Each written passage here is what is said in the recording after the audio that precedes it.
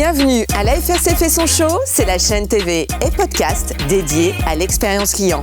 On y reçoit les dirigeants de la relation client et les experts qui se prêteront au jeu du buzz à questions et paroles d'experts.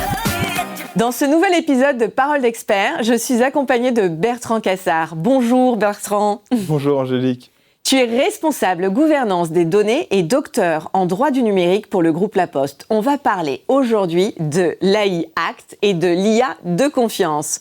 On a vu passer l'info qu'en mars 2024, les eurodéputés de la Commission européenne ont largement adopté ce règlement encadrant les systèmes d'IA en proposant une réglementation européenne basée sur les risques, tout en favorisant de manière éthique et transparente son développement. Concrètement, qu'est-ce qui va nous arriver à nous, professionnels de la relation client ? C'est une question. Et justement, sans attendre, je te propose de passer à la première question des adhérents de la FRC.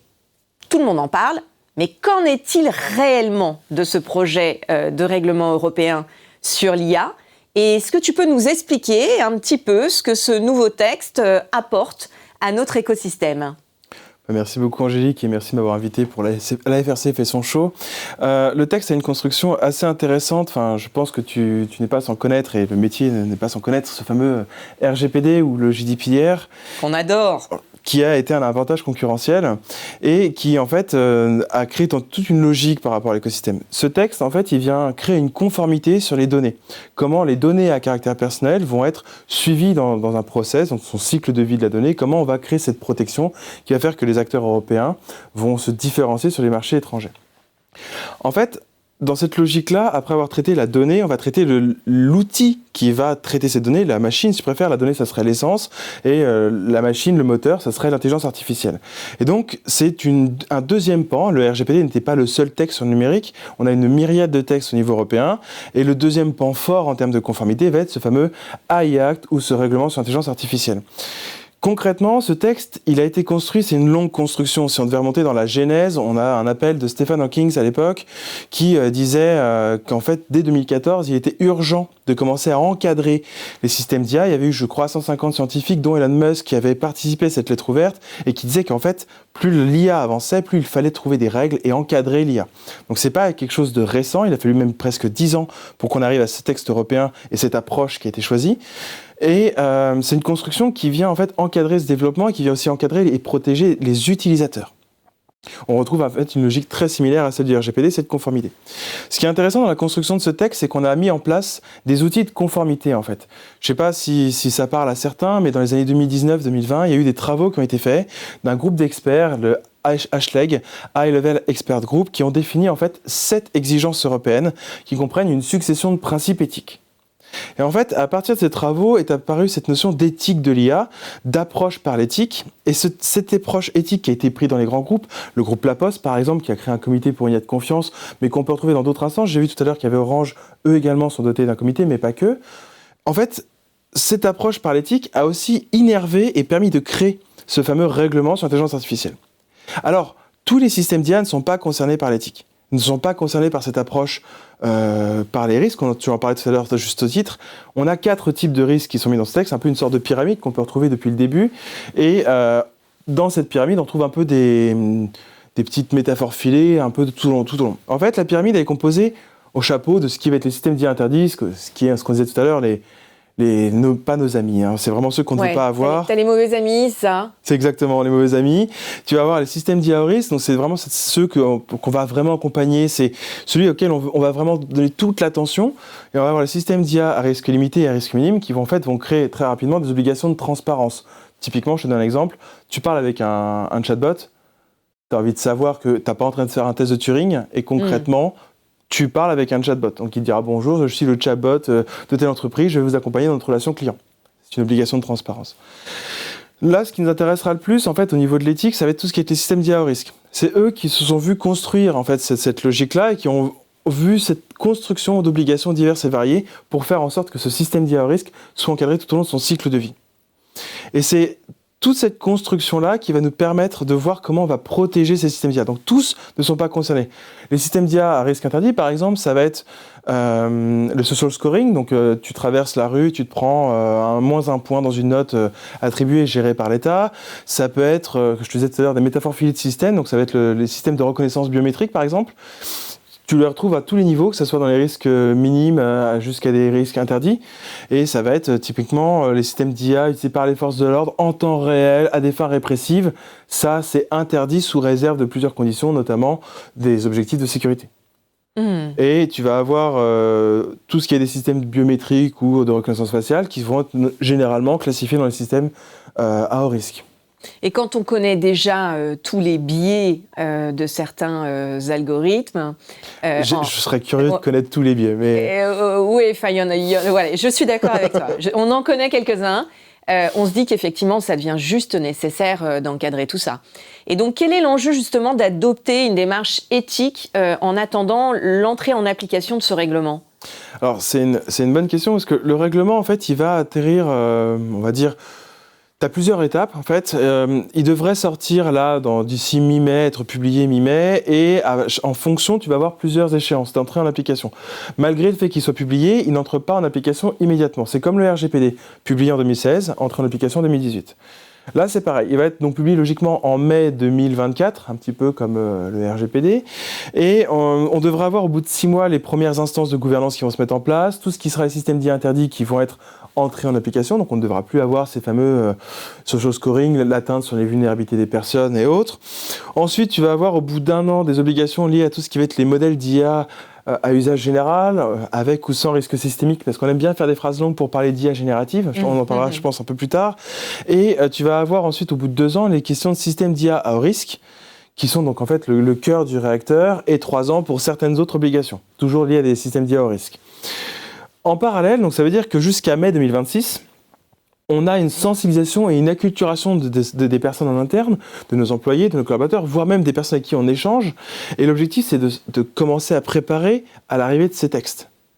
Je te dis ces textes au pluriel parce qu'en fait, tu as à la fois l'AI Act, donc ce règlement qui va définir un peu les grands enjeux, mais tu vas avoir d'autres, donc des normes également qui vont venir permettre de classifier et d'expliquer comment on peut interagir. Et tu vas avoir 2 directives, c'est pour ça que je te dis qu'il y a une myriade de textes au niveau de l'Union européenne, 2 directives qui vont t'encadrer sur les responsabilités, comment tu peux agir en cas de problème, comment en fait tu peux avoir une sanction potentiellement et comment tu peux toi te dédouaner en cas de difficulté. Il va falloir aussi que ces textes soient accessibles et qu'on les lise pas 15 fois pour les comprendre. Hein, oui, j'ai envie de te dire, ça c'est le rôle de ceux qui sont dans l'application et qui doivent à la fois préparer par l'éthique, sensibiliser sur ces thématiques-là, et à la fois en fait rendre digeste tant pour les métiers que pour les personnes. Sur le RGPD, quand tu arrives sur un site, on va te dire voilà les conditions générales d'utilisation, voici les conditions de confidentialité, et là tu sais comment tu peux interagir avec tes droits. Ce sera pareil, on n'a pas besoin de tout expliquer pour mettre le cœur du réacteur. Le RGPD, on n'a pas besoin que monsieur lambda vienne lire le RGPD pour savoir ses droits. En fait, il va se faire accompagner, il va aller sur le site de la CNIL, sur d'autres sites et savoir qu'en fait, il a son droit d'opposition et autres. C'est pareil pour l'AI Act. On n'a pas besoin de tout connaître et surtout, autant le RGPD, si vraiment on s'y intéresse, on peut arriver, lire toutes ces notes, comprendre un peu les enjeux. Je pense que ça va te parler, mais si je te dis que tu ouvres le capot d'un système d'IA et que c'est un système d'IA type deep learning, il n'y a pas beaucoup de gens qui peuvent savoir vraiment ce qui se passe. Oui, absolument. C'est des questions justement d'explicabilité, questions qu'on va retrouver dans ce système, dans ce projet de règlement. Et on ira jusqu'à cette granularité de se dire c'est du machine learning, c'est du deep learning, etc. Cette transparence, ça ira jusque-là en fait. Et ça pour décrire le... Je ne sais pas si on ira jusqu'à dire le type de technologie, par contre, on te dira qu'on pourra t'expliquer plus ou moins la solution. Et si c'est du deep learning, en fait, tu ne peux pas l'expliquer en tant que tel. Donc, on va mettre en entrée un logiciel et en sortie un logiciel. Donc, tu vas avoir plein de marchés qui vont se créer pour faire la conformité de ces systèmes d'IA avec des modèles mathématiques pour s'assurer en fait que le système, tu ne peux pas voir ce qui se passe dedans, mais qu'avec la donnée en entrée et la donnée en sortie, il reste plus ou moins dans une approche qui est celle qu'on attend de lui. Avec une forme de prérequis finalement à l'entrée et en contrôle en sortie. C'est ça, c'est qu'est-ce qu'on te rentre en entrée, comment tu le ressors et en fait, qu'est-ce qu'on attend. Et donc, tu peux pas voir ce qui se passe dans la boîte, donc je peux pas concrètement expliquer, mais tu peux dire, voilà, dans l'attente, ce qu'on attend de lui, on attend sa réponse B, il arrive à nous dire un B un peu prime, donc il reste très proche du modèle. Mais tu pourras pas rentrer. Donc, on parlait des biais, cette myriade de biais, de toutes ces questions d'explicabilité, de lutte contre les biais et autres. en l'état de l'art, avec la technique, on ne peut pas résoudre toutes ces thématiques-là. Donc, c'est d'où ce besoin de ce texte, en fait. C'est pas créer une obligation pour le plaisir de créer une conformité, c'est pas de responsabiliser en tant que tel, c'est de protéger les utilisateurs, de faire en sorte qu'on soit des entreprises qui soient des acteurs de confiance. Et on ne se soumet pas à ce genre d'obligation pour le plaisir de se créer une contrainte. On n'a pas fait le RGPD pour juste se mettre une contrainte. Je te donne une métaphore très simple. Si tout va bien, tu ne te mets pas un plâtre pour marcher. Bien sûr. Si on se prend une béquille, c'est parce qu'on a un problème et qu'on veut créer un acte, on veut se mettre dans une posture où on puisse aller mieux et être plus efficient. Et ben c'est pareil, sur des marchés internationaux, on veut être un tiers de confiance. On veut être garant et protéger nos utilisateurs. Et c'est ça, en fait, tout l'enjeu de l'éthique et tout l'enjeu du RIA. Je transgresse un peu, mais on a justement l'un de nos invités sur la saison 3 de la FRC fait son show qui nous parlait de ces nouveaux emplois et d'accompagner les ressources. Et en fait, typiquement, on est dans un sujet où effectivement, il va y avoir de la création d'emplois. Bien sûr. Parce que, moi j'appelle ça des dompteurs d'IA.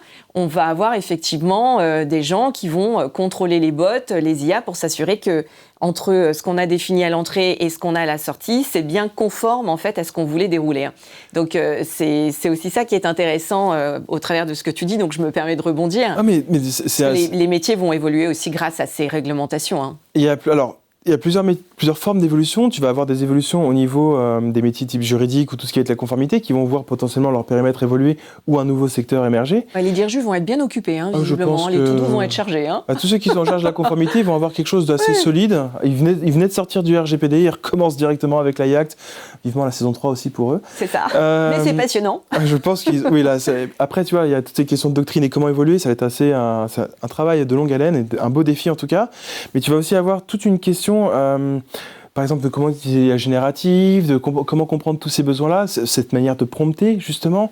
Tu as aussi tous ces métiers, en fait, qui vont se recentrer. Justement, en fait, quand on regarde les enjeux d'IA générative, qui vont avoir un impact, en fait, sur nos métiers, comment c'est pris en considération dans ce texte, ou plutôt dans ces textes, puisqu'il n'y en aura pas qu'un. Comment c'est pris en considération tout ça en termes d'analyse et peut-être de projection sur le futur? Alors, il y a deux approches. Tu as dans le RIA en tant que tel, donc le RIA c'est le règlement sur l'intelligence artificielle, ils ont créé ce fameux terme de système ou modèle d'IA à usage général avec ou sans risque systémique. Ok. Ça décrit les modèles de fondation, ça décrit le système d'IA général, en fait ça parle d'IA générative. Ok. Et en fait, l'idée, c'est qu'en fonction de ton modèle, en fonction donc de ton système, la différence entre modèle et système, c'est que le système, tu peux utiliser directement, ChatGPT. Le modèle, c'est GPT-4 que tu vas venir brancher dans un autre système, en fait. Et grosso modo, l'enjeu, ça va être de voir à quel moment tu as un certain nombre de paramètres.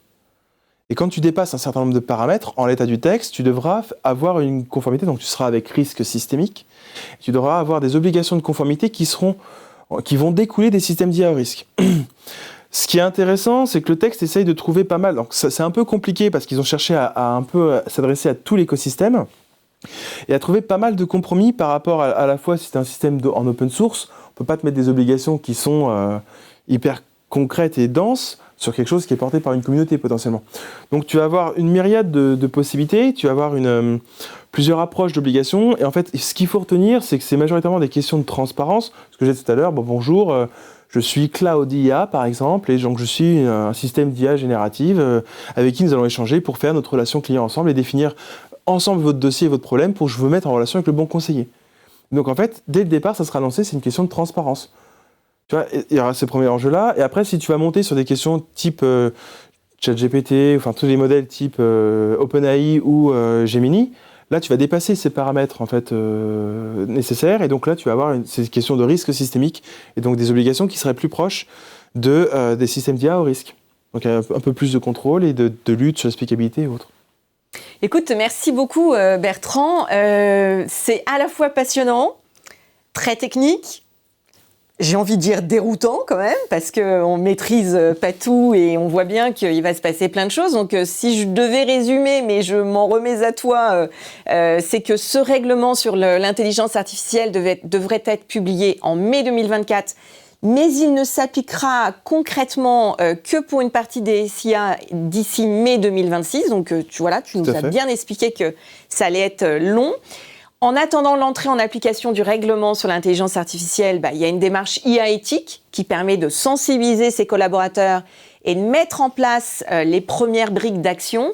Et puis, le règlement sur l'intelligence artificielle prend bien en considération les enjeux de l'IA générative, mais les obligations sont généralement centrées sur la transparence. Et donc, merci pour tout ça. Moi, je pense que je vais te suivre sur LinkedIn, clairement. Donc, j'ai été ravie de te rencontrer pour la FRC et pour Fais son show. Merci beaucoup, Bertrand. Merci encore à vous, merci à la FRC.